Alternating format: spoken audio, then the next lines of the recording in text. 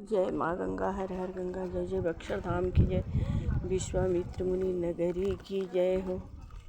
आषाढ़ महीना हटे कृष्ण पक्ष, आषाढ़ महीना कृष्ण पक्ष हटे, दिन शनिवार एकादशी तिथि हटे, मरली मीरा दे गोताई गंगा जी, साक्षी होई हमार, साक्षी होई ना हम, अरे गंगा जी साक्षी होई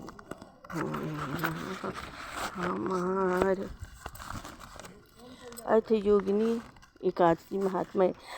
धर्मराज युधिष्ठिर बोले, हे जनार्दन, मैंने ज्येष्ठ मास में शुक्ल पक्ष की निर्जला एकादशी की कथा सुनी थी। अब आप कृपा करके आषाढ़ मास के कृष्ण पक्ष की एकादशी की कथा वर्णन कीजिए। इस एकादशी का नाम क्या है तथा महात्म्य क्या है, सो अब वर्णन कीजिए। श्री कृष्ण भगवान बोले, हे राजन, आषाढ़ मास के कृष्ण पक्ष की एकादशी का नाम योगिनी है। इस व्रत से समस्त पाप नष्ट हो जाते हैं और इस लोक में भोग तथा परलोक में मुक्ति देने वाला है। हे राजराजेश्वर, यह एकादशी तीनों लोकों में प्रसिद्ध है। इस व्रत से पाप नष्ट हो जाते हैं। आपसे पुराण में कही हुई कथा कहता हूँ, ध्यान पूर्वक सुनो। अलकापुरी नाम की नगरी में कुबेर नाम का राजा राज करता था। वह शिव भक्त था। उसकी पूजा करने के लिए एक हिमवाली पुष्प लाया करता था।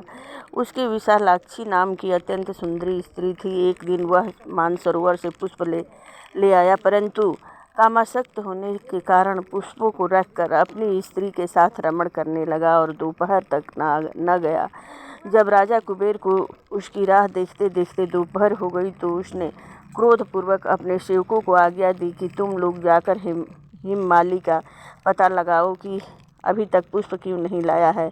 जब सेवकों ने उनका पता लगा लिया तो वह कुबेर के पास आकर कहने लगे, हे राजन, वह माली अभी तक अपनी स्त्री के पास रमण कर रहा है। सेवकों की बात को सुनकर कुबेर ने हिममाली को बुलाने की आज्ञा दी।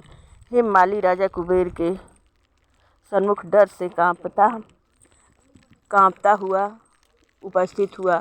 उसको देखकर राजा कुबेर को अत्यंत क्रोध आया और उसके होठ फड़फड़ाने लगे। उसने कहा, हे पापी महानीच कामी, तूने मेरे परम पूजनीय ईश्वर शिव जी का अनादर किया है। इससे मैं तुझे श्राप देता हूँ कि तू स्त्री का वियोग भोगेगा और मृत्युलोक में जाकर कोढ़ी होगा। कुबेर के श्राप के प्रभाव से वह उसी क्षण स्वर्ग से पृथ्वी पर गिरा और कोढ़ी हो गया। उसकी स्त्री भी उसी समय उससे बिछुड़ गई। मृत्युलोक में आकर उसने महादुख भोगे, परंतु शिव जी की भक्ति के प्रभाव से उसकी बुद्धि मलिन न हुई। इसलिए वह अनेक दुखों को भोगता हुआ तथा अपने पूर्व जन्मों के कुकर्मों का स्मरण करता हुआ हिमालय पर्वत की तरफ चल दिया। वहाँ पर चलते चलते मार्कंडेय ऋषि के आश्रम पर पहुँचा।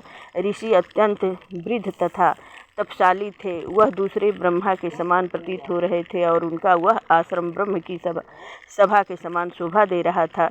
उनको देखकर वह हिममाली वहाँ गया और उनको प्रणाम करके उनके चरणों में गिर पड़ा। उनको देखकर मार्कंडेय ऋषि बोले कि तूने कौन सा खोटा कर्म किया है जिसे तू कोढ़ी हुआ है और महान दुख भोग रहा है। इस पर हिममाली बोला, हे मुनि, मैं यमराज कुबेर का सेवक